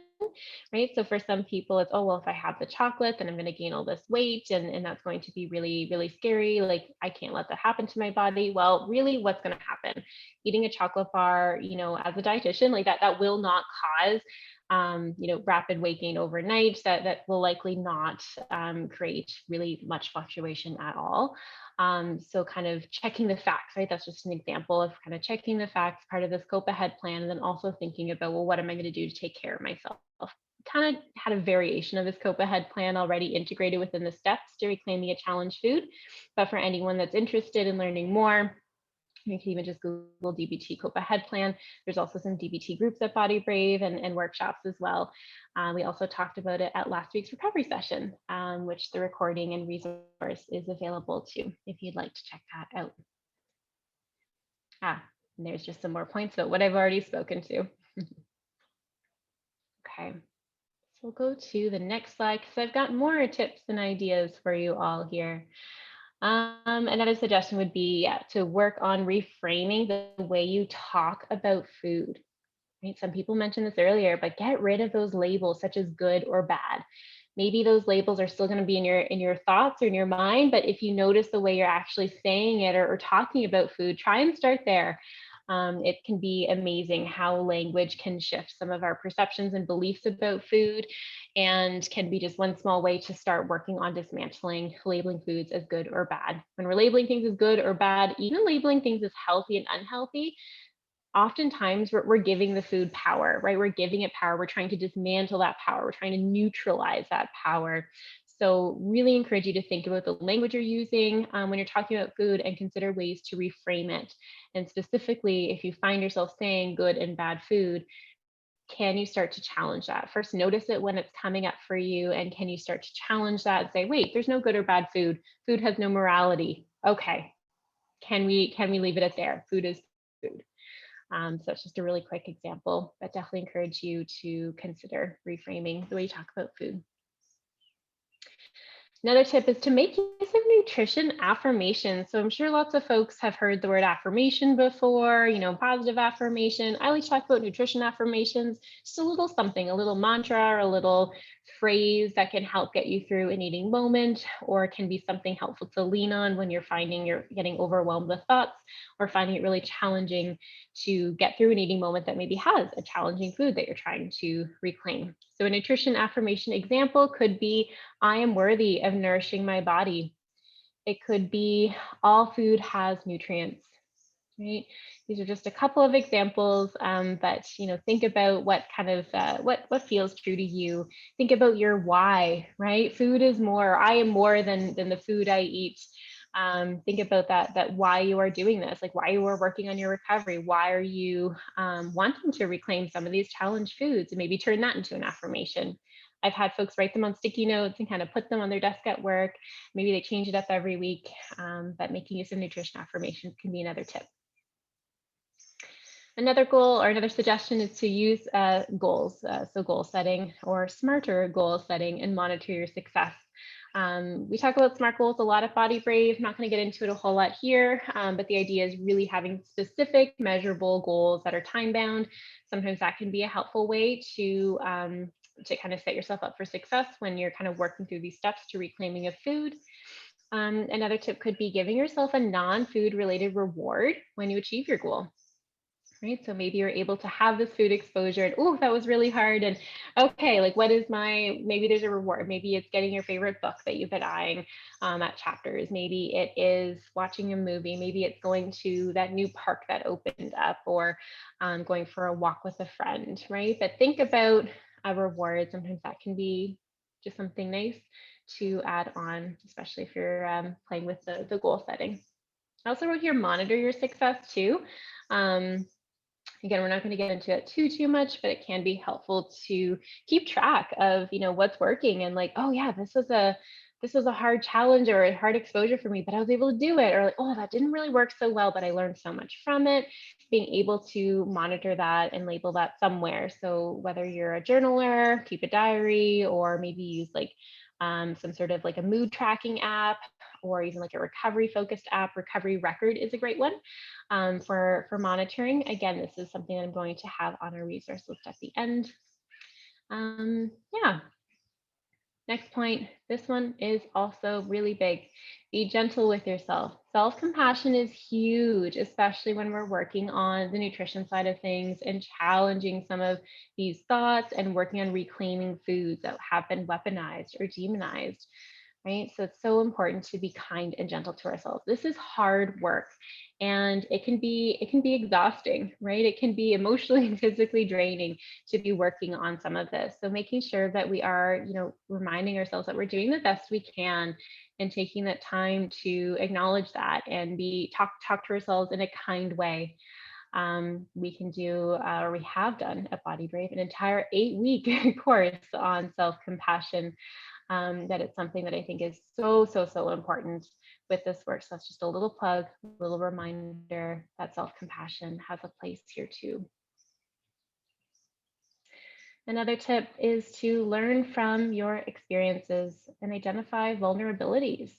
Right? So like I said earlier, even if you set yourself up and you do the who, what, where, when, why, how, you go through the 8 steps to, bring back the food, and oh, it just went terribly. Oh my gosh, that was so hard. Didn't go at all like I wanted to. Okay, you're still gonna learn something, right? And just being able to take that time to pause, reflect, be kind to yourself as you do this, and recognize, okay, what worked, what didn't work. Maybe you picked a food that was really challenging, and okay, maybe we need to pick something easier or break it down into something smaller, right? Identify those vulnerabilities. So those moments where, like, what made it really hard? Was it because you're trying to have a challenge food at the end of the day when you're feeling really tired and exhausted? Oftentimes in general, humans are going to be more vulnerable at the end of the day when we're feeling tired. So maybe having that challenge food or exposure at an earlier eating moment, maybe that's going to be a bit more helpful. Maybe that will set you up for success. And I've said it before, but I'll say it again, seek support from a registered healthcare provider, such as a dietitian or other nutrition professional or therapist that does have knowledge and expertise in eating disorders. This can be hard work, like I mentioned, so making sure that you are reaching out for support from folks with that knowledge to help you when you need to. Okay. So a couple resources, some that I've already mentioned. This is certainly not an exhaustive list. This is just something that I kind of whipped up, honestly, a couple hours before we jumped on together, because I thought, you know what, there's lots of resources out there. I want to make sure folks have some of these options. So there's a few podcasts. Join Our Table is a meal support podcast that I mentioned earlier in our conversation. So highly recommend checking that out. Food Psych by Christy Harrison. I'm a huge fan of Christy Harrison's work. She's an incredible anti-diet dietitian, and her podcast it's just got so much wisdom in it. It's not always like food or like eating disorder recovery specific, but it's kind of like within that world. She's very much like takes a strong like anti-diet, anti-oppressive lens. Really incredible podcast. I Weigh, that one's by Jamila Jamil. I just didn't write her name down there for whatever reason, but no, wonderful podcast. Lots of different like topics that she'll talk about, but she does talk about just that lived experience of herself struggling with an eating disorder, disordered eating, and overcoming challenge food. She talks about, how she's used to weaponized foods and things that she has done to reclaim challenging foods. So again, it kind of varies episode to episode, but excellent podcast. Also, the Recovery Warrior Show. There's a lot of interviews about specific to eating disorder recovery on that podcast too. So those are just a couple that I frequently recommend. Some are a bit more tied to the content we talked about today. Others, maybe it's a little bit more broad, but definitely if you're into podcasts like I am, check them out. There's also a lot of free worksheets and other material on the Centre for Clinical Interventions. This is an Australian website, but they do have a lot of open access resources. And there's one about avoided foods, so kind of similar-ish to some of the content that we talked about today. That's a really great handout. They also have some free downloadable, like kind of like workbook modules that you can take a look at. So it's another great resource to suggest. The intuitive eating book and workbook. Like I mentioned, intuitive eating sometimes is not always accessible or easy to reach when you are actively struggling with an eating disorder. But if you are maybe a bit further along in your recovery and the idea of intuitive eating is of interest to you, perhaps checking out some of those resources. They definitely do talk a lot about kind of dismantling some of the food power. So there's definitely a lot about what we talked about today within the intuitive eating resources. So there's a book and a workbook that that some people might find helpful. There's a cost with that one, but I think almost everything else I've mentioned is free. The Recovery Record app, it's a free app for clients, really customizable. It can be overwhelming for some people if they, aren't used to kind of doing any kind of tracking or monitoring, but it's a cool app to be able to track progress. You can use it as detailed as you want to or as simplified as you want to. A lot of ways to customize that app. And also encourage you to explore other Body Brave workshops, recovery sessions, and treatment groups. Definitely seek out more of what Body Brave has to offer if you enjoyed this session. Okay. So I'm going to pause there and let's take a good like 20 minutes or so now just for some question and answer. Yeah, so I'll give folks maybe a moment or two to kind of like pause and think like, are there any questions that you have coming up? I know there's one or two in the chat that we'll get to, but I'll just give folks a moment to think.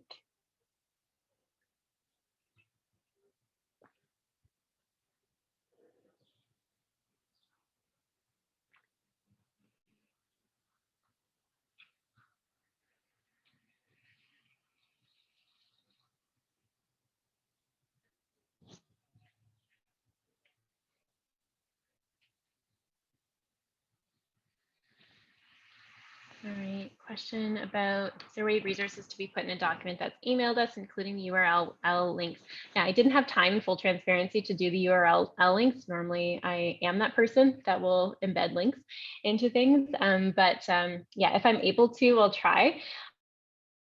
You can Google all the resources that I shared with you, and all of the slides from today will be posted. So on the Body Brave webpage that you use to access joining this Zoom webinar today, that's where we will post. That's where we'll post the slides, including that resource list. So yes, that will definitely be available. Okay, couple awesome questions coming through the chat. All right, so I'm gonna just scroll up a little bit, and there's one about, yeah, what are your thoughts on challenge foods related to negative experiences? So yeah, like throwing up or gagging if that was an experience you had with a food. Yeah, so that does sound really challenging, and it's definitely, I guess can show how we have very unique and individual experiences and relationships to different kinds of foods. So I would encourage you to think about, what does that mean? Like, or what would it be like for you to bring back that food? Would it be really challenging? Is there a way we can make it easier or break it down, right?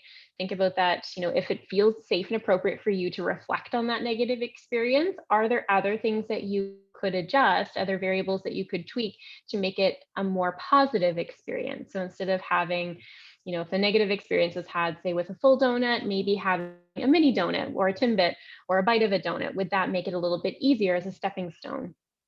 if there was, any kind of just like swallowing issues. I feel like the clinical side of the dietitian in me wants to say this, but if there is any like swallowing issues or difficulty swallowing that was tied with that kind of food, then that could also be something that you explore. Maybe there's something physically going on, and that's where maybe working with a dietitian or like a speech language pathologist could also be helpful. They help folks who maybe have trouble with swallowing as well. But I guess to answer your question, though, my thoughts are that it is possible. I just need to break it down and really consider about, what is like with that particular food. What are the kind of unique circumstances with that food? What makes it challenging? How can we set yourself up for success? How can we break it down into small, manageable steps for you? Yeah. Great. And another question, do you have suggestions for coping with spontaneous situations where you are faced with a challenge food? For example, some relatives stopped by the other day with ice cream from Dairy Queen, and I couldn't bring myself to eat it. But I felt bad because it was a kind gesture on their part, and they are not aware of my disordered eating. Mm, that sounds really, really challenging. And I just want to send you so much compassion that it sounds like you have relatives that care about you, and they wanted to surprise you with Dairy Queen, and that sounds like it's a challenge food, and they didn't know, right? And they're not aware. So that's where I think self-compassion, I'm feeling compelled to say that self-compassion definitely comes into play, in terms of how to cope with that spontaneous situation. I guess we could also spend some time reflecting on, well, how did the situation go, or like what did you end up doing in the moment? What can we learn from that situation, knowing that there was that situation that kind of happened? And for those of you that are like, oh, that's never really happened to me, like how could I cope with it? Maybe that's where it can be helpful to think about, okay, like what are some grounding techniques that I have? What can I do to help, maybe preemptively plan for, okay, maybe I know there's going to be people coming over. They may or may not bring food. Maybe I can kind of role play a situation with a loved one. Maybe I can talk it through with someone. Maybe even, if you're not able to do that pre-planning, maybe even planning afterwards and really taking time for like, whoa, that was a hard, unplanned event that just happened. I wasn't expecting that. I felt really like pressured to eat the thing that I wasn't comfortable eating. Maybe really taking some time for self-care and taking care of yourself and debriefing with a trusted support afterwards could be helpful for you, if you weren't able to really kind of prepare ahead of time, or otherwise. It could be good just to have that self-care afterwards anyway. But thank you so much for that question. That sounds like it was a challenging situation. Mhm. Right. A couple other questions. How do you know when a food has been reclaimed? Hmm. This is going to be unique to the individual. Um, I find a good what I see a lot and hear a lot from the folks that I work with is when you're able to have the food around, like if it's in the house and you're not constantly thinking about it, or you find that you kind of forget about it, and then you can have it, and you can have it more spontaneously if you can have it in different kinds of settings. And even if it's like around and you're not thinking about it too much, that's a sign that you're definitely headed in the right direction, right? Especially if that food has been really, really challenging for you. And if it's in the house, you're always thinking about it. So to have it in the house and you're not always thinking about it, and to have some, move away from it, have some more if you want, that could be a sign that, oh, right, headed in the right direction. Okay, doing all right. Also, just kind of taking that time to reflect on how it felt to have the food after each exposure, right? Again, emphasis on doing it more than once, and kind of tweaking some of those variables, or purposely changing some of those variables, and maybe loosening the amount of control you have over the situation, right? And reflecting on how it's going. Usually what happens is if we start with something that we've controlled all the variables, and we've taken care of the who, what, where, when, why, we had the thing, okay, great. And then maybe we loosen the reins a little bit and we have like something that's a little bit more challenging. right? Then usually, okay, like it's not necessarily going to mean it feels harder and harder and harder, or there's more stress, but usually we're able to kind of manage it along the way. And the idea would be that in time, what used to feel like a 10 out of 10, 10 out of 10 in terms of distress, and oh my gosh, I can never have that thing. Usually, if we're able to slowly, systematically work up towards having the 10 out of 10 version of that thing, usually by then it doesn't feel as bad. Again, this can be highly variable, highly unique to the person. Definitely a lot of reflecting, journaling can come into play. Even working on this again with the diet can also help you kind of give you a little bit more of that insight, if that food feels reclaimed or not. But yeah, a lot of room for variation there, but really great question. Uh, all right, another question here. Any tips on how to handle comments from others? Example, saying that some of these challenge foods we have are quote unquote unhealthy when we are trying to reclaim those foods. Mm,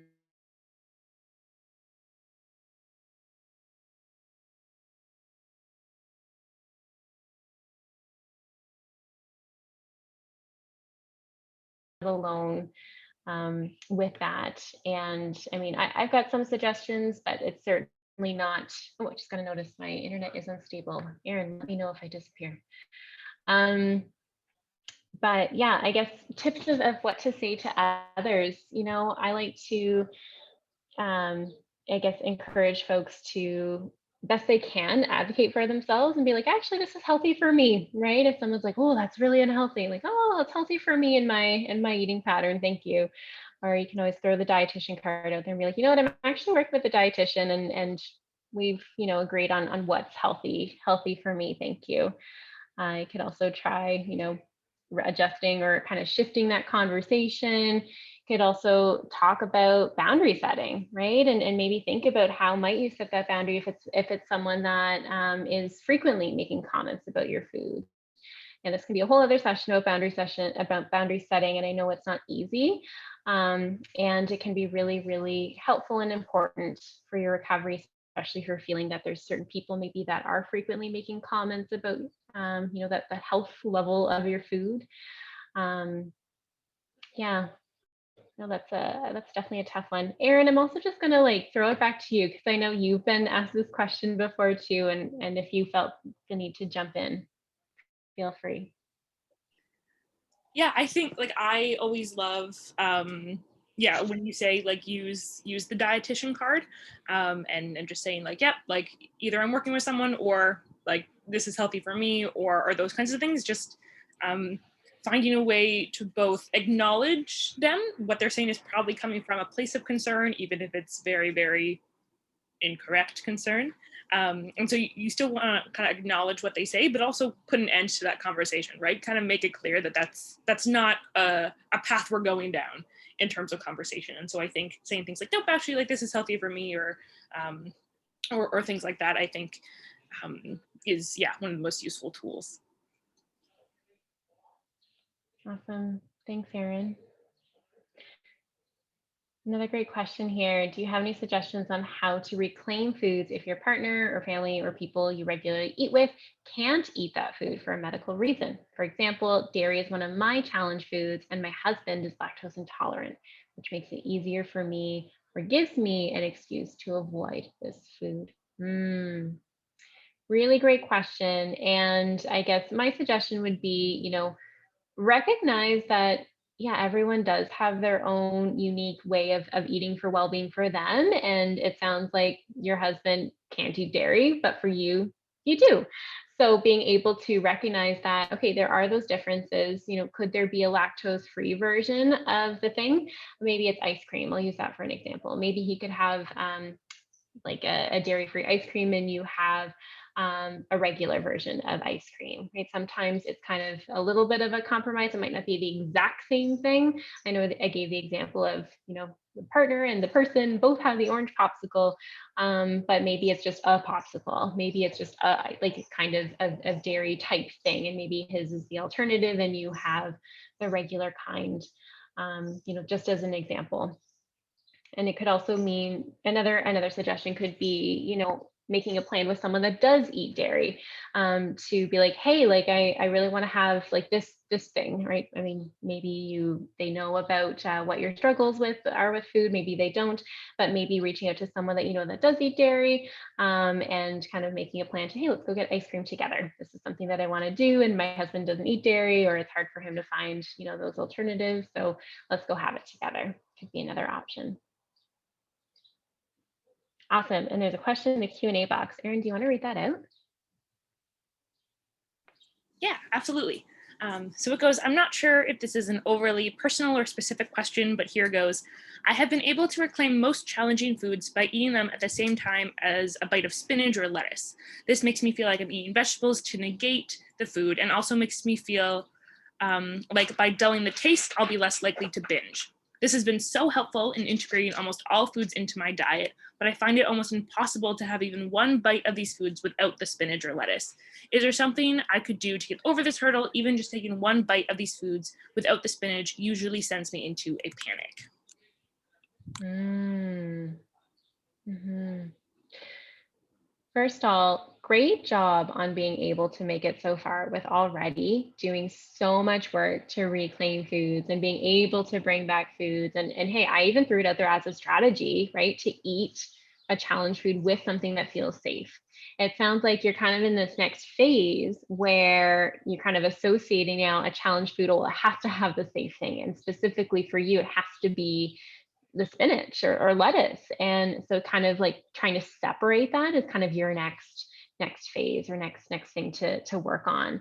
So I definitely would invite you to, walk through the steps that I shared today, about, reclaiming foods one by one, but be really specific with, the spinach piece. And maybe it's just one bite of a challenge food, and maybe it's something that is a little bit easier, one that you've already reclaimed for a while and feels more comfortable, and maybe starting with one bite of having it not with the spinach. Or maybe there's a different kind of safer food that you can pair it with, just to kind of try to change it up from the spinach and see what happens, see what you notice. Or maybe another strategy could be, if you have spinach at, one time, but then there's a certain amount of time that passes, maybe it's an hour or so later, and then you have the thing. So there's still spinach like present in the day, but it's a little bit stretched out. So it's not exactly at the same moment. I think there's a lot of different ways you could probably tinker with this. And again, I just want to like congratulate you on having done so much work already. Like that sounds really amazing that this has been a really helpful skill or tool for you to lean on. And we want to try to separate that association of the challenge food with the spinach. Definitely recommend, working with a therapist or a dietitian if you're finding it really tricky to do on your own. But yeah, hopefully some of that, what I've suggested, is helpful. It's a really, really great question. Yeah. Awesome. Oh, thanks so much for saying that. All right, another great question here. Do you have any suggestions for reclaiming more than one food? I have reclaimed one slowly over time, but it's very scary to think about adding another food on top of that. Yeah. Yeah, and I mean, like I said earlier, like go slow. Meet yourself where you're at and make sure that those first nutrition priorities of getting enough and eating regularly are met first. And in terms of kind of slowly adding something else, I mean, it doesn't have to be eating that first challenge food and then layering on with the second one at the exact same time. It could be, okay, maybe this next week I'm going to try a new challenge food and I'm going to break it down like we talked about. So it's something small, and kind of go from there and see how it goes. And maybe that's a suggestion. Like I said, don't try not to do more than like one challenge food a week, is kind of like my general rule of thumb in this setting that I often recommend for folks. But maybe being able to, okay, kind of worked on this one challenge food for a while. This next week, though, I'm not going to have that one. I'm going to have this different one, maybe for this week, and kind of see how it goes. Notice what you notice and be able to build from there. If you're finding that it's really, really challenging, or that you're kind of really struggling to make that progress, that's where it could be helpful to work with a therapist or dietitian, bringing in other techniques to help ground, to help ease some of that stress and anxiety that might be lingering with some of that food.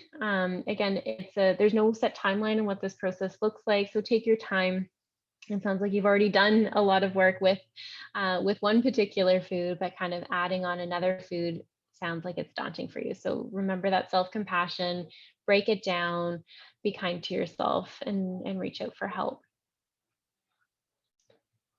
Okay.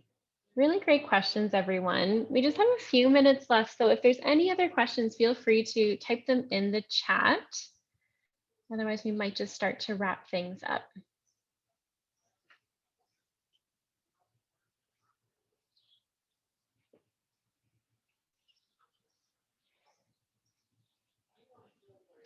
And Erin, maybe just while we're giving folks a chance to type any last minute questions, did you have any other like thoughts or comments or any questions that we missed? No, I don't think so. I think, yeah, all of these questions are so great and such. Like, never feel bad for getting too specific or asking about like your Mhm, specific experiences. That's what this space is for, and it's great that mhm. um, that you feel comfortable, but other people will kind of have those same questions and maybe just couldn't vocalize them or figure out the right words. So never feel bad for getting too specific in those ways. It's been great. Yeah. Oh, here's another question here. How can we work on the negative self-talk about labeling food? Any affirmations maybe that we can say to reassure ourselves and the ED voice? Mm, really great question. That negative self-talk about labeling foods, I see that a lot. I hear that a lot. I know one example that I kind of shared when we were talking is to, first notice, like, do you use, like, what kind of labels, I guess, would be the first question. Like, what labels do you find yourself using when you're labeling food? Maybe they're things that you actually vocally say, and maybe starting there and really even catching yourself, like, oh, well, this is a bad food because blah, blah, blah. Oh, wait, nope. Food is food. Food is no morality, and kind of just backtrack and like catch yourself and say it out loud. Then sometimes I hear a lot of people say, well, it just kind of happens in my head now. Like I'm really conscious, or I've heard people say, well, I have a kid and I'm really conscious about how they are, developing their relationship to food. So I'm really conscious about not saying those things, and which I'm like, oh, awesome. And then they're like, but in my head, it's still there. And so I recognize some of that internal dialogue can be challenging. And maybe approaching it in a similar way where you consciously kind of notice it and kind of acknowledge it, like, oh, wow, I am going on a rant in my head about labeling foods. Okay, all right. Can you just first notice it and be okay with it? And then from there, maybe start to challenge it, or reframe it. And instead of saying, I'm labeling this food as unhealthy, maybe you can say, okay, well, maybe instead of saying unhealthy, maybe you can just reframe it to, well, it's not unhealthy, it's a fun food. Just as as an example of kind of swapping some of that language. And then from there, can you continue to catch yourself? Can you think of other ways to reframe some of those labels? Again, we're trying to find a place of neutrality with food. We're trying not to label food as good or bad or healthy or unhealthy. That's a lot of black and white thinking.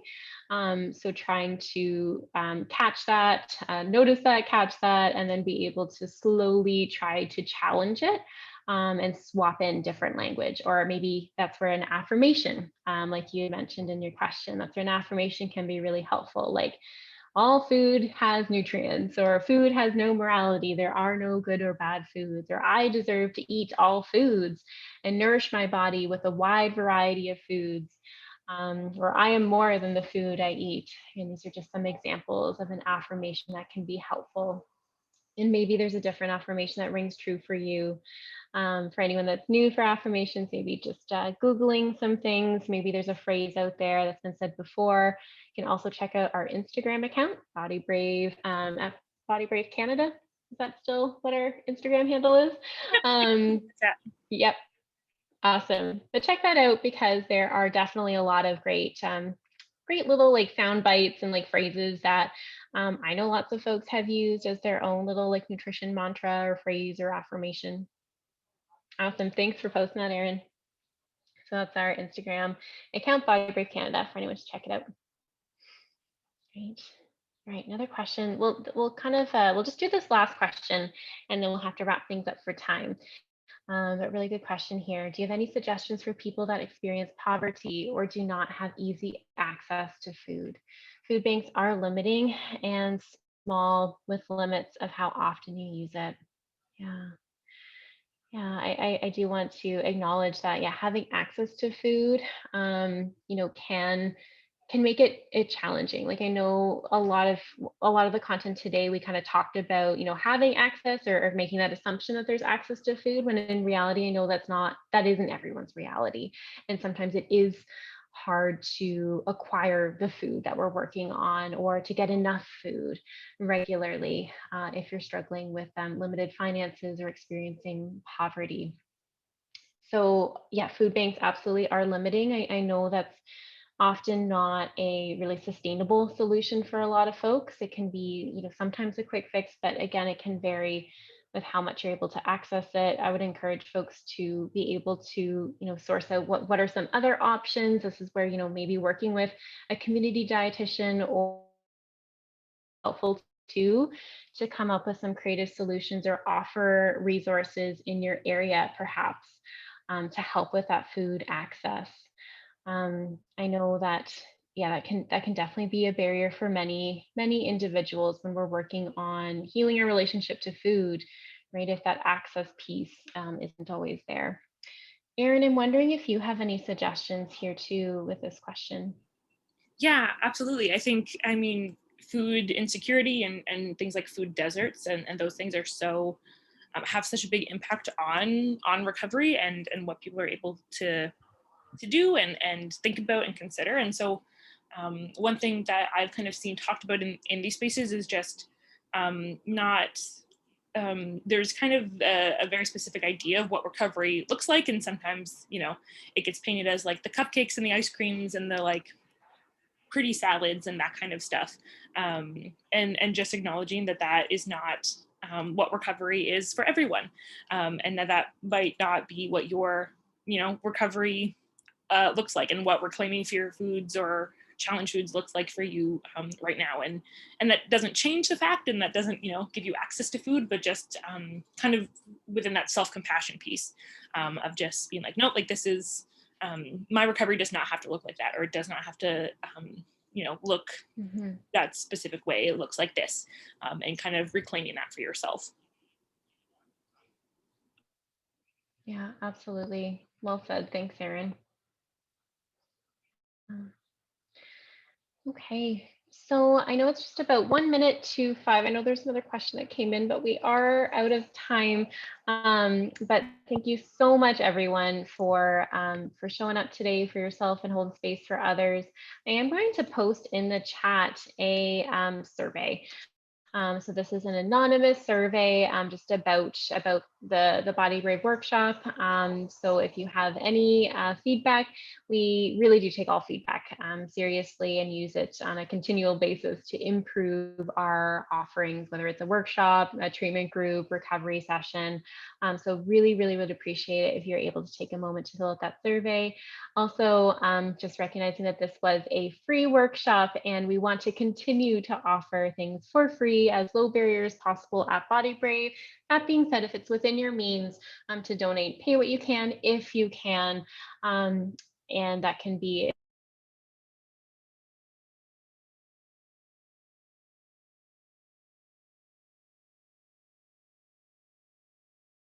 spread the word. We are so happy that you were able to come here today.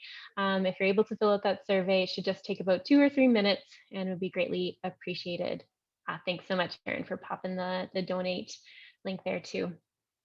Okay, if anyone has any other questions or would like to connect, feel free to email us at info@bodybrave.ca. If you're on care team, reach out to your VCA or the help desk.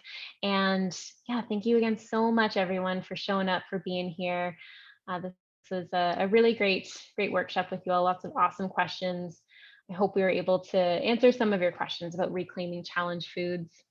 And yeah, that is everything. All right. Thanks so much, everyone. Enjoy the rest of your day.